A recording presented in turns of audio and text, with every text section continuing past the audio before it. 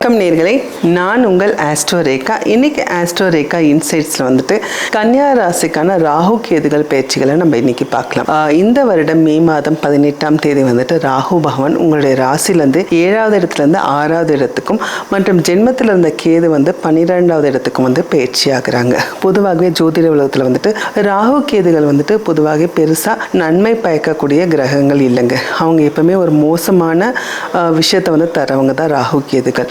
So இவங்களுக்கு ஏன் இவங்க இப்படி பண்ணுறாங்கன்னு வந்து பார்த்தீங்கன்னா, இவங்க எப்போவுமே வந்து ஒரு கிளாக் வைஸ் டைரக்ஷனில் பயிற்சி ஆக மாட்டாங்க. இவங்க எப்போவுமே ஆன்டி கிளாக் வைஸ் டைரக்ஷனில் வந்துட்டு பயிற்சி ஆவாங்க. அதாவது ஒரு இல்யூஷனரி பிளானட்னு சொல்லுவோம். அதாவது பருப்பொருள் இல்லாத ஒரு பிளானட், ஒரு கிரகம்னு வந்து பார்த்திங்கன்னா அது ராகு கேது தான். அதே மாதிரி இவங்க எந்த வீட்டுக்கு போகிறாங்களோ அந்த வீட்டை வந்து இவங்க ஆக்கிரமிச்சிட்டு அந்த வீட்டுக்கான பலாபலன்களை வந்துட்டு கண்டிப்பாக இவங்க வந்துட்டு செய்கிறதுக்கு வந்துட்டு ரொம்ப விருப்பப்படுவாங்க.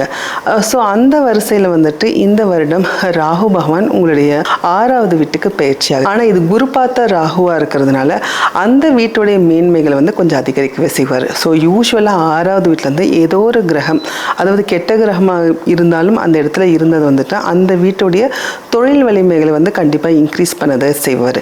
ஸோ இந்த வருடம் வந்துட்டு 10வது வீட்டில் இருக்கிற உங்களுடைய ராசிலேருந்து 10வது வீட்டில் இருக்கிற குரு பகவான் ஒரு 9வது பார்வையாக வந்துட்டு உங்கள் வீட்டில் 6வது வீட்டில் ராகுவை பார்க்கறதுனால அந்த இடத்தோட மேன்மைகளை அதிகரிக்க செய்வார். ஸோ இத்தனை நாள் வந்துட்டு வேலை பலம் அதிகமாக இருந்தவங்களுக்கு கண்டிப்பாக வந்து வேலையில் வந்து ஒரு ரெகக்னிஷன் கண்டிப்பாக கிடைக்கும். இத்தனை நாள் பாராட்டு கிடைக்காம இருந்தவங்களுக்கு இந்த டைம் வந்துட்டு உங்களை கண்டிப்பாக கூப்பிட்டு பாராட்டவே செய்வாங்க. ப்ரமோஷனுக்காக வேண்டி இருந்தவங்க வந்துட்டு இந்த டைம் அதுக்கான ஒரு நல்ல பலனை வந்துட்டு நீங்கள் இங்கே எதிர்பார்க்கலாம் நேர்களே. ஏன்னா குரு பார்த்த ராகுவாக இருக்கிறதுனால அதோடைய மேன்மைகளை கொஞ்சம் அதிகரிக்க செய்வார். அதே மாதிரி குரு பார்த்த ராகு இருக்கிறதுனால ஸோ வெளிநாட்டுக்காக வேண்டி இருந்தவங்க வந்துட்டு இந்த டைம் கண்டிப்பாக அதுக்கான ஆப்பர்ச்சுனிட்டி உங்களுக்கு கண்டிப்பாக கிடைக்கவே செய்யும் நேர்களே. மற்றபடி உங்களுடைய ஜென்மத்தில் இருந்த கேது இத்தனை நாள் வந்துட்டு தன்னம்பிக்கையற்ற நிலையில் இருந்தீங்க, ரொம்ப வந்துட்டு ஐசோலேட்டடாக இருந்தவங்களுக்கு அந்த கேது பகவான் வந்து இப்போ உங்களுடைய ராசிக்கு வந்து 12வது இடத்துல போகிறாருங்க. யூஸ்வலாக 12வது இடம் வந்துட்டு கேது வந்துட்டு ஒரு மோட்சஸ்தானம் சொல்லுவாங்க. அந்த இடத்துக்கு போகிறதுனால ஒரு எக்ஸ்பெண்டிச்சர் கொடுக்குற இடமும் வந்து 12வது இடங்க. யூஸ்வலாக கேது பகவான் அந்த வீட்டுக்கு போகும்போது அந்த வீட்டுடைய பலன்கள் வந்து சுருக்கவே செய்வார். ஸோ அதனால் இந்த டைம் எக்ஸ்பெண்டிச்சரை நினச்சி நீங்கள் ரொம்ப கவலைப்பட தேவையில்லை.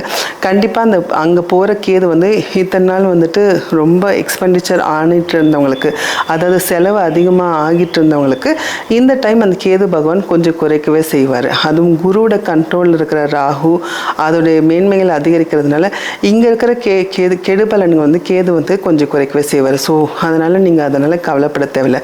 அதனால் வெளிநாட்டு தொடர்புகள் கண்டிப்பாக கிடைக்கும். ஒரே ஒரு காஷன் கேது என்ன கொடுக்குறதுனால சம்டைம்ஸ் வந்துட்டு உங்களுக்கு ஸ்லீப் டிஸ்டர்பன்ஸ் இருக்கவே செய்யும். ஏன்னா வேலை பலம் அதிகமாக இருக்கிறதுனால.